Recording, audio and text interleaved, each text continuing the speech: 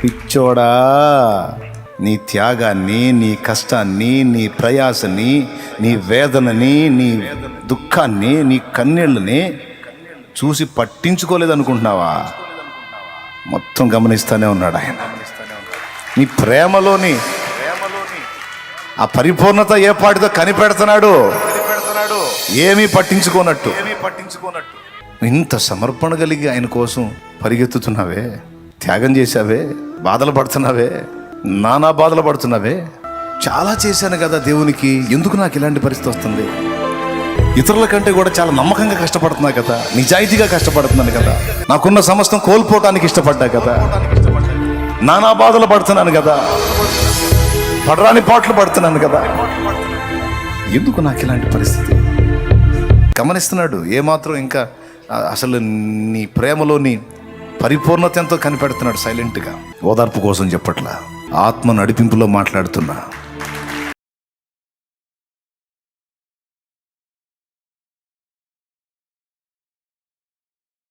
పసివాడు 5 రొట్టెలు 2 చేపలు యేసయ్య దగ్గరికి తెచ్చాడు. తెచ్చి వాడు తినేవి తీసుకొచ్చి ఆయనకి ఇచ్చేసి, ఇచ్చేటప్పుడు ఆశించాడా? ఇవన్నీ ఇస్తున్నాను, తర్వాత 12 గంపలు మిగిలిచ్చి నాకు ఇస్తాడని చూశాడా? ఆలోచించాడా? ఆశించి ఇచ్చాడా? నో. యేసయ్య అంటే చిన్నోడికి ఇష్టం. యేసయ్య అడిగాడు, వాడు తిందామని ఓపెన్ చేసుకున్నాడు. తినబోయేటప్పుడు ఆయన మాట వినబడింది. యేసయ్య అడుగుతున్నాడు, ప్రభు అడుగుతున్నాడు, నేను రోజు తింటా కదా, ఈ ఒక్క పూట ఆహారం ప్రభువుకి ఇస్తాను. పసివాడి గుండెల్లో ఉన్న ప్రేమ చూడండి ప్రభు మీద. నాకున్న ఈ ఆహారం ఇచ్చేస్తే మరి నా సంగతి ఏంది అనుకోలా. ఆ చిన్న గుండెలో యేసయ్య పట్ల ఎంత ప్రేమ. వాడు విప్పుకున్నాడు, ఓపెన్ చేశాడు తిందామని. ఆయన మాట వినబడింది, మీ వద్ద ఏమైనా కలదా అని. ఇక వాడికి తినబుద్ధి కాలేదు. పాపం ప్రభు అడుగుతున్నాడు. ఆకలి అవుతుందేమో, చాలాసేపు మాట్లాడాడు కదా, మరి ఎవరు ఇవ్వనట్టుంది, నేనన్నా తీసుకెళ్ళిద్దాం. ఇక అంతకుమించి ఏం తెలుసు చిన్నోడికి? ప్రభువుకి ఆకలి అవుతుందేమో, తింటాడు. మరి నీ ఆకలి సంగతో? నాదే ఉందిలే. పాప ఆయనకి ఎవరిస్తారు? నాకంటే మా అమ్మ మా నాన్న ఉన్నారు. ఈరోజుది పోతే నాకు మళ్ళీ పెడతారు. ఆయనకి ఎవరిస్తారు? ఆయన అడిగాడు, చూశాడు. వాడు తినబోతా చూశాడు. ఎవరన్నా కదులుతారేమో, ప్రభువా నా దగ్గర ఇది ఉంది అంటారేమో అని చూశాడు. ఎవరు కదల్లా. ఇక వాడు ఆలస్యం చేయాల, లేచి వెళ్ళి నా దగ్గర ఇది ఉంది. ఆంధ్రేయ దగ్గరికి వచ్చాడు, నా దగ్గర ఇది ఉంది. ప్రభు ఏదో అడిగినట్టున్నాడు, మీ దగ్గర ఏమైనా కలదా అని. నా దగ్గర ఇది ఉంది. దాని వెనక ప్రతిఫలాన్ని నా చిన్నోడు ఆశించలా. అంత మేధావి కూడా వాడు కాదు, పసిబిడ్డ. ప్రభువును ప్రేమించాడు. నువ్వు నాకు చేయకపో, నువ్వు నాకు ఇవ్వకపో, నేనైతే నీ కోసం బతుకుతా ప్రభువా, నేనైతే నీ కోసం అంకితం అవుతా ప్రభువా, నేనైతే నిన్ను ప్రేమిస్తున్నా ప్రభువా. నువ్వు నాకు చేయకపో, నువ్వు నన్ను ఆశీర్వదించకపో, నువ్వు నన్ను దీవించకపో, నాకు అనవసరం. నువ్వు నన్ను ప్రేమించావు, నన్ను కోరావు, నా బ్రతుకుని ఇవ్వమన్నావు, అప్పచెప్పుకున్నా. నువ్వు ఏమి చేసినా చేయకపోయినా నా బ్రతుకంతా నీ చేతికి అప్పగించుకుంటున్నా. ఈరోజు కష్టపడి దేవుని కోసం తిప్పలు పడుతున్నావు, కానీ ఆశించిన ఫలితం ఏం కనపడట్లా. ఆర్థిక సమస్యలు ఏం పోలా, కొంచెం నలుగుతూనే ఉన్నావు. కష్టపడి దేవుని చిత్తం కోసం, దేవుడు ఈ పని చేస్తే సంతోషపడతాడు, ఇదే కదా ఆయన చిత్తమని ఆత్మల సంపాదన కోసం సేవకు వచ్చావు. కష్టపడుతున్నావు, ఆశించిన ఫలితం రాలా, ఆశించిన జవాబు రాలా. జవాబు ఏదన్నా కానీ ఆయన ఇవ్వకపోని నాకు అనవసరం, నేను ఆయన్ని ప్రేమిస్తున్నా, చేస్తా. ఆయన నన్ను పట్టించుకున్నా చేస్తా, పట్టించుకోపోయినా చేస్తా. ఆయన నాకు సమృద్ధిని ఇచ్చినా చేస్తా, ఇవ్వకపోయినా చేస్తా. నేను మాత్రం మానుకోను. ఆయన నన్ను ఘనపరిచినా చేస్తా, ఘనపరచకపోయినా చేస్తా. ఆయన నన్ను ఆనంద పెట్టినా చేస్తా, అవమానానికి అప్పగించినా చేస్తా. ఆయన నాకు సమృద్ధినిచ్చినా చేస్తా, దరిద్రతలో నన్ను ఉంచినా చేస్తా. ఆయన నాకేదో ఇవ్వాలని ఇస్తాడని కాదు, ఆయన అంటే నాకు ఇష్టం. ఆయనకు నచ్చేవి చేయటం అంటే నాకు ఇష్టం. ఎంతోమంది ఉన్నారు, నన్ను కోరాడు. మరి ఎంతోమంది ఉన్నారు, చదువుకున్నోళ్ళు, జ్ఞానులు, గనులు, గొప్పవారు, నన్ను పిలిచాడు. మరి నేను ఎట్లా మర్చిపోయేది? నన్ను అడిగాడు, నువ్వేమన్నా నా కోసం చేస్తావా అని. నేను ఎట్లా వదిలిపెట్టేది ఆ మాటని? ఎంతోమంది ఉన్నారు, నాతో మాట్లాడుతున్నాడు. ఒక చిన్న ప్రార్థన గుంపు నా కోసం సిద్ధపరచగలవా? కొద్దిమందిని నా కోసం చిన్న గుంపుగా చేసి రోజు ఆ చిన్న గుంపులోంచి, ఆ 2-3 నిత్యము నా యొద్దకు ప్రార్థనా ధూపం ఎక్కి వచ్చేటట్టు నువ్వు చేయగలవా అని పిలిచాడు. పూనుకున్నాను. ఎన్నో ఎదురు దెబ్బలు, ఆటుపోట్లు. కొన్నిసార్లు అసలు పట్టించుకుంటున్నాడో లేదో అనిపిస్తుంది. అయినా మానను.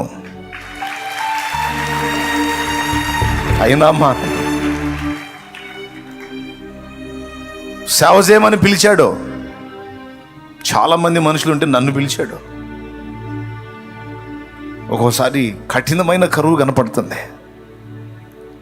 చాలా కఠినమైన పరిస్థితులు కనపడుతున్నాయి. అయినా మానను. పెట్టని పెట్టకపోని.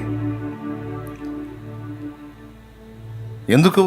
ఆయన పట్టించుకున్నప్పుడు, ఆయన ఆహారాన్ని పెట్టినప్పుడు, ఆయన అంతగా నీ మీద లక్ష్యం ఉంచినప్పుడు నువ్వు ఎందుకు తిప్పలబడాలి? నువ్వెందుకు ప్రయాసపడాలి? నువ్వెందుకు కష్టపడాలి? ఎందుకంటే ఆయన అంటే నాకు ఇష్టం. ఆయన సంతోషం నాకు కావాలి. మన సృష్టికర్త నా కోసం ప్రాణం పెట్టాడు. ఇంకేం చేయాలి? చాలు, అది చాలు. ఘోరమైన అవమానాలు ఎదురవుతున్నాయి, తృణీకారాలు ఎదురవుతున్నాయి. ఎందుకు చేయాలి నేను అనిపిస్తుంది. చిచి, అదేంటి పిచ్చి ఆలోచన?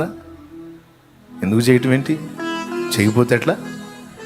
లోకంలో ఘనులకు, గొప్ప వంశపు వారికి, జ్ఞానులకు ఎందరికో లేని పిలుపు నాకొచ్చింది. హల్లెలూయా. నన్ను నమ్మకమైన వాడని ఎంచి పిలిచాడు. నేను ఎట్లా చేయకమానండి అని చెప్పు. ఏమన్నా చేయని. నేను ఇస్తున్న రొట్టెలో నాకు ఇవ్వకుండా ఆయనే తినేసేయని. ఏమన్నా చేయని. నా లేకపోయినా పర్వాలేదు, పస్తుంటా. ఒకగానొకడు ఇచ్చింది ఆయనే. ఎవరా అని అడిగాడు. పోనీ, వస్తువు అయింది, ఆయన చిత్తం. కాదంటే నేనేమండి ఇస్తాను. తర్వాత నాకు ఇంతమందిని ఇస్తాడని ఆయన అనుకున్నాడా? నేను దేవుణ్ణి ప్రేమిస్తున్నా, ఆయన సంతోషాన్ని కోరుతున్నా. ఆయన ఏం చేసినా పర్వాలేదు, అవమానాలకు అప్పగించినా పర్వాలేదు, ఆకలి బాధకు అప్పగించినా పర్వాలేదు, ప్రయాసకు అప్పగించినా పర్వాలేదు, నిందలకు అప్పగించినా పర్వాలేదు, దరిద్రతకు అప్పగించినా పర్వాలేదు, ఏమైనా రెడీ. నా ప్రభు నాకు ఇష్టం, నా యేసయ్య నాకు ప్రాణం. హల్లెలూయా, హల్లెలూయా, హల్లెలూయా, హల్లెలూయా. భక్తి అంటే ఇది. దేవునికి స్తోత్రం. భక్తి అంటే ఇది. గొడ్రాలు గొడ్రాలు గొడ్రాలు అంటున్నారు. అన్ని సంపదలున్నా, అన్ని భోగాలున్నా ఏం లాభం? పిల్ల జల్ల లేదు. గొడ్రాలు, గొడ్డుపోతు మనిషి అంటున్నారు. అయినా పర్లేదు. దేవుడు అంటే నాకు ఇష్టం, దైవజనులంటే నాకు గౌరవం. నాకు అవకాశం ఉంది, లేకపోతే అది వేరు. ఉంది. దేవుడు నన్ను పట్టించుకోపోని, ఆ దైవజనుడు నా గురించి ఆలోచించకపోని నాకు అనవసరం. నాకు అవకాశం వచ్చింది, నేను దాన్ని వినియోగించుకోవాలి. నాకు ఛాన్స్ ఇచ్చాడో నేను దాన్ని నెరవేర్చాలి. భక్తుని మనసు ఇదైతే మరి ఇప్పుడు దేవుని మనసును చూడొద్దు. మనం దేవుని మనసు చూడొద్దు. 5 రొట్టెలు 2 చేపలు ఎక్కడ, 12 గంపలు ఎక్కడ, ఒక్కగానొక్కడైన సంతానం ఎక్కడ, ఆకాశ నక్షత్రాలంత పిల్లలు ఎక్కడ, ఒక్కగానొక్కడై ఉన్న సంతానం ఎక్కడ, ఇసుక రేణువులంత పిల్లలు ఎక్కడ. భక్తుని సమర్పణ అదైతే దేవుని మనసు ఇది. హల్లెలూయా.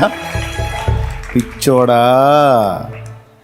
నీ త్యాగాన్ని, నీ కష్టాన్ని, నీ ప్రయాసని, నీ వేదనని, నీ దుఃఖాన్ని, నీ కన్నీళ్ళని చూసి పట్టించుకోలేదనుకుంటున్నావా? మొత్తం గమనిస్తూనే ఉన్నాడు ఆయన. నీ ప్రేమలోని ఆ పరిపూర్ణత ఏ పాటితో కనిపెడుతున్నాడు, ఏమీ పట్టించుకోనట్టు. నువ్వు ఏం చేసినా పర్లా, చేయపోయినా పర్లా, ఇంత సమర్పణ కలిగి నువ్వు ఆయన్ని హత్తుకుంటే నిన్నుగాక ఇంకెవరిని దీవిస్తాడు? మరి నిన్నుగాక ఇంకెవరిని దీవించాలి ఆయన? ఇంత సమర్పణ కలిగి ఆయన కోసం పరిగెత్తుతున్నావే, త్యాగం చేశావే, బాధలు పడుతున్నావే, నానా బాధలు పడుతున్నావే. గమనిస్తున్నాడు ఏమాత్రం. ఇంకా అసలు నీ ప్రేమలోని పరిపూర్ణత ఎంతో కనిపెడుతున్నాడు సైలెంట్గా. ఓదార్పు కోసం చెప్పట్లా, ఆత్మ నడిపింపులో మాట్లాడుతున్నా. సిద్ధపడి రాసుకొని వస్తే తప్ప నేను అనట్లేదు. ఆత్మ ప్రేరేపించి పలికిస్తున్న మాటలు పలుకుతున్నాను నేను. మౌనంగా ఉంటాడు. రొట్టెలు ఇవ్వగానే పిల్లాడికి మళ్ళీ వెంటనే రొట్టెలు ఇచ్చాడా? అందరి కడుపులు నింపినాక ఫైనల్లో ఇచ్చాడా? చెప్పండి. అందరి కడుపులు నింపినాక ఫైనల్లో ఇచ్చాడు. ఈ మధ్యకాలంలో బహుశా వాడిని గమనించాడేమో. ఏం దేశయ్యా, నా రొట్టెలను తీసి వాళ్ళకి పెడుతున్నా, నా సంగతి ఏంది? ఏం లేదు. వాడు సైలెంట్గా చూస్తా ఉన్నాడు ఆ వింతని. నువ్వు తింటావని నీకు ఇస్తే నువ్వు వాళ్ళకి అందరికీ పెట్టేస్తున్నావు, పర్వాలేదులే పెట్టే. అసలు వాడికి ఆకలి లేదు, ఆనందమే ఉంది. చివర మిగిలిన మొక్కలు 12 గంపలు ఎత్తిరి. ఎవరి అవి? మీరు చెప్పండి. ఎవరివి అవి? ఎందుకంటే దాని మూలధనం ఎవరిది? మిగిలింది ఎవరిది? కథం. మనిషిగా నువ్వే ఇంత నమ్మకంగా కష్టపడుతుంటే, ఇంత త్యాగం చేస్తుంటే ఆయన ఎంత మురిసిపోతాడు, ఎంత సంతోషిస్తాడు. నీ పట్టుదల ఎంతో కనిపెడుతున్నాడు. అది నేను చెప్తున్నా, గుర్తుపెట్టుకో, నమ్ము. ఓదార్పు కోసం చెప్పట్లా, వాస్తవంగా చెప్తున్నా. నా దేవుడు అన్యాయస్తుడు కాదు. నా దేవుని కోసం నువ్వు పడే ప్రయాస, నువ్వు పడే బాధ, నువ్వు పడే వేదన, నువ్వు చేసే త్యాగం, నువ్వు చేసేది ఏదైనా నువ్వు ఘోరంత చేస్తే లెక్క రాసుకొని కొండంత నీకు సిద్ధం చేస్తాడు నా దేవుడు. కొండంత. ఎప్పుడయ్యా అనవాకు, అన్నావంటే తేడా పడతావు, దొరికిపోతావు.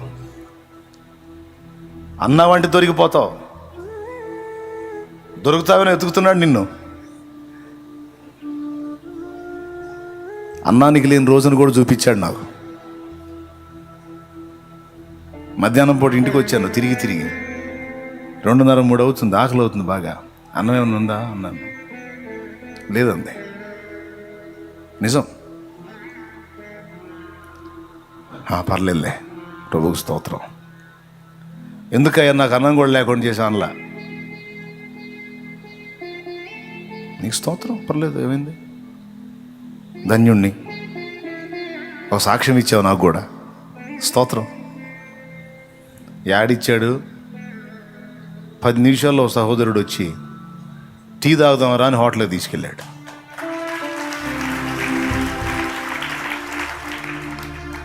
మామూలుగా అయితే అన్నం పచ్చడి వేసుకొని తినేవాడినేమో. ఇక అంతకుమించి పలావాలు చేసుకొని తింటానికి పైసలు లేవులే. 3 హోటల్కి తీసుకెళ్ళి టీ తాగుదాం రా అన్న అని తీసుకెళ్ళి టీ చెప్పట్లా. నా దగ్గర డబ్బులు లేవుగా, డబ్బులు లేకుండా మనం పోవటం ఏం బాగుంటుంది, నువ్వు వెళ్ళి తాగిరాలే తమ్ముడు అంటున్నాను. అన్న నేను నీ కోసం వస్తే నువ్వు రావేందన్న, అసలుకి నూతన విశ్వాసి ఆడ ఫీల్ అవుతాడని బాధ. సరేలే నాయన పా టీయేగా, ఏమైంది ఎవరిస్తే ఏమలే టీయేగా అనుకున్నా. డబ్బులు లేకపోతే నేను బాగుంది, నా భయం. అవతలాడు కూడా నేను తేలేదన్న అంటే పరువు పోయిదిగా, ఎందుకు వచ్చిన కూడా. అందుకని నా దగ్గర డబ్బులు ఉంటేనే అవతలాడితో పోతా, లేకపోతే పోను. అడిగి పోయినాక ఆ తమ్ముడు టీ చెప్పట్లా, ఓతప్పం ఏందో ఇంకా 2-3 రకాలు, 2-3 ప్లేట్లు వచ్చినాయి. ఏం తమ్ముడు ఏంది అంటే, ఇవన్నీ నీకు తినిపించాలని నాకు ఆశ కలిగింది, నువ్వు తినకపోతే నేను బాధపడతాను. నా ఇంట్లో డబ్బు లేదని, నా ఇంట్లో ఆహారం లేదని, నేను ఆ పూట అన్నం తినలేదని అతనికి తెలియదు. తను తిని ఇంట్లో పండుకున్నాడు.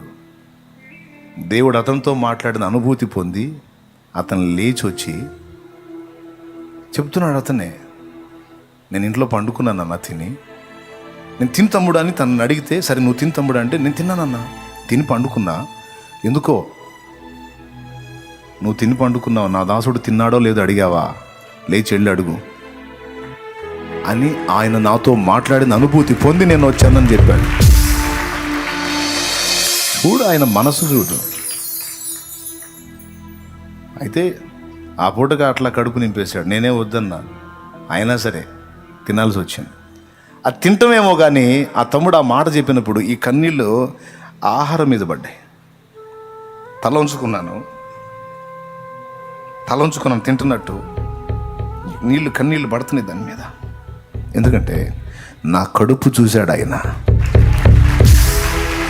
నా ఆకలి చూశాడు ఆయన.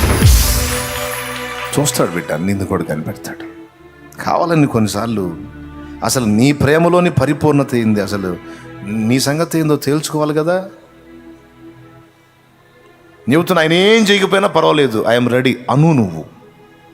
నువ్వు నాకేం చేయకపోయినా పర్లా, నాకు ఇంత కాదు ఇంకా ఇంత దరిద్రత ఇచ్చిన ఐఎమ్ రెడీ. నేను వదిలేది లేదు, నీ చిత్తము చెయ్యుట మానేది లేదు. నాగటి మీద చెయ్యి పెట్టా, వెనక్కి తిరిగేదే లేదు. ఇక ఈ ఊపిరి ఇంతే, ముందుకు సాగిపోతాను, వెనకడుగు వెయ్యను నా దేవా. నువ్వు ఇవ్వకపో. మీకు ఒకటి తెలుసా, ఈరోజు కూడా పరిచర్య చేసిన, ఆత్మల భారంతో పరిగెత్తిన ఏం ఆశించో తెలుసా? సత్యాక దేవుడు ఒక పెద్ద కిరీటం పెడతాడన్న ఆశ కాదు. చావుగోతులో నుండి నన్ను విడిపించిన నా దేవుడు నేను అనేక మందిని విడిపించాలని ఆశించాడు గనక నా కళ్ళ ముందు ఎంతోమంది నశించిపోతున్నారు. ఆయన తర్వాత కిరీటం ఇస్తాడో ఇవ్వడో తర్వాత సంగతి. నేను ఉన్నంత వరకు నశించిపోతున్న నా సహోదరి సహోదరులను కాపాడగలిగినంత మందిని కాపాడుకోవాలి. ఇదే మెయిన్ లక్ష్యం. ఇక ప్రజలు భజన చేస్తారా, ప్రజలు నాకు జేజేలు కొడతారా, ప్రజలు నాకేమన్నా దండలేస్తారా, సన్మానాలు చేస్తారా, లేకపోతే నాకు ముందు ఒక తోక వెనక ఒక తోక ఏమన్నా తగిలిస్తారా, ఇవన్నీ కాదు. చచ్చాక ఆయన మహిమ కిరీటం పెడతాడా, అక్షయ కిరీటం పెడతాడా, నీతి కిరీటం పెడతాడా, వాడబారని కిరీటం పెడతాడా, ఆ కిరీటం పెడతాడా, ఇవన్నీ లేదు. కిరీటం ఇవ్వకపోని, అసలు నిత్య జీవం ఇవ్వకపోని ఆయన చిత్తం. పౌలు అన్నాడు ఈ మాట, అవసరమైతే నా సహోదరులందరి కోసం నేను నరకానికి పోవటానికైనా ఇష్టపడతాను, వారందరూ రక్షించబడాలన్నాడు. నువ్వు ఇవ్వకపో, చెయ్యి చేయకపో, నన్ను విమోచించావు గనుక, నేను ఇది చేస్తే నీకు సంతోషం గనుక, అది నేను చేయటం నా సహోదరి సహోదరులకు క్షేమం గనుక నేను ప్రకటిస్తాను, ప్రార్థిస్తాను, ప్రయాసపడతాను, ఆత్మలను నీ కొరకు సంపాదిస్తాను, నీ చిత్తం నెరవేరుస్తాను. నువ్వేమన్నా చేయి. ఆరంభం నుండి అదే మరి నిష్ప్రయోజనం అయిందా? అన్యాయం ఉందా? అన్యాయం చేశాడా? ఏంది చేసేది? ఇంత చేస్తే ఇంత. నేను చెప్తున్నా, ప్రభువునందు నీ ప్రయాస వ్యర్థం కాదు, గుర్తుపెట్టుకో. మొత్తం నీ కొరకు సిద్ధపరిచి దాచి ఉంచే దేవుడు నా దేవుడు. కాబట్టి ఇదంతా మీరు మీ జ్ఞాపకంలో గ్రహింపులో పెట్టుకొని దేవుణ్ణి నేను చెప్పిన ఈ పందాలో ప్రేమించండి. ప్రతిఫలాపేక్ష లేని ప్రేమ, ప్రతికూల పరిస్థితులైనా మారని ప్రేమ, అవమానాలైనా తృణీకారాలైనా మారని ప్రేమ, కఠిన దారిద్ర్యమైనా కఠిన శ్రమలైనా శరీరమంతా బలహీనతలో నలిగిపోయే పరిస్థితి అయినా మారని ప్రేమను కలిగి ఉండడానికి జాగ్రత్త పడు. ఇన్ని సంవత్సరాలు నన్ను ఏడిపించావు, 24 సంవత్సరాలు అయింది, పిల్లల్ని ఇస్తా అని ఏమి ఇచ్చావా? ఆతిథ్యం లేదు, ఏం లేదు పో అన్నాడా? అన్నిసార్లు అంతకుముందు నన్ను అడిగా నీ మారైతే అసలు అడగలా. ఇంకా నేను అడగనయ్యా, నువ్వు ఇవ్వకపో, దా వచ్చి తినిపో. తిని ఆశీర్వదించి వెళ్ళాడు. భక్తులు తిని దీవించారు, దీవించింది నిశ్చయముగా జరిగింది. ఈరోజు మొదట నిన్ను ఖాళీ చేసి నీలో ఉన్న అభ్యంతరకరమైన వాటిని తొలగించి నిన్ను తన చేతుల్లోకి తీసుకొని ఆయన తప్పకుండా నిన్ను నింపుతాడు. ఆ నింపుటకు, ఆశీర్వదించుటకు, దీవించుటకు నిన్ను ముందు స్వీకరిస్తాడు. నీ నుంచి కొంత స్వీకరిస్తాడు. ఆ స్వీకరించగోరింది నువ్వు ఆయనకు ఇచ్చేది ఇదిగో నేను చెప్పిన కొలతలో ఉండేటట్టు జాగ్రత్త పడమని ఒక చిన్న హెచ్చరిక అంతే. చాలా చేశాను కదా దేవునికి, ఎందుకు నాకు ఇలాంటి పరిస్థితి వస్తుంది?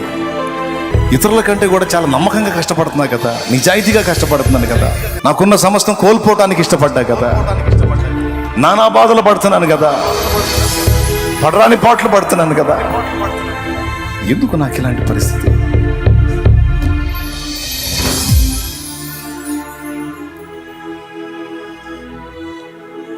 ప్రార్థన చేయి.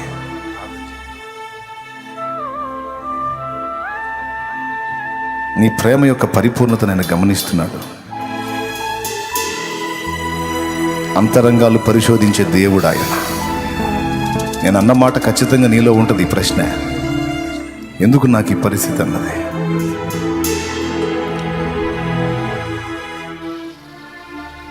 నేను ఎంత ప్రయాసపడినా నాకు ప్రతికూల పరిస్థితులే, ఎంత నిజాయితీగా కష్టపడినా అవమానాలే.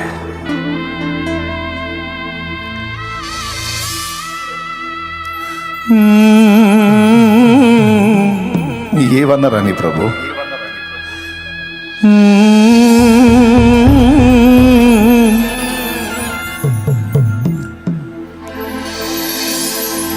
నీ కోసం జీవిస్తున్నా,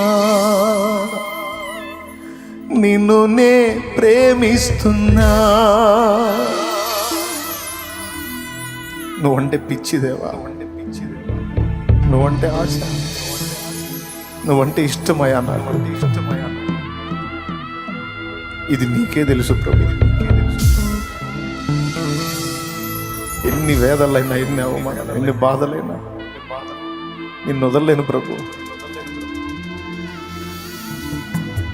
నువ్వు నాకేం చేయాలయ్యా? ప్రాణమే పెట్టేశావు, ఇంక నువ్వు నాకేం చేయాలి? పర్లేదులే ప్రభా, పర్వాలేదులే ప్రభా.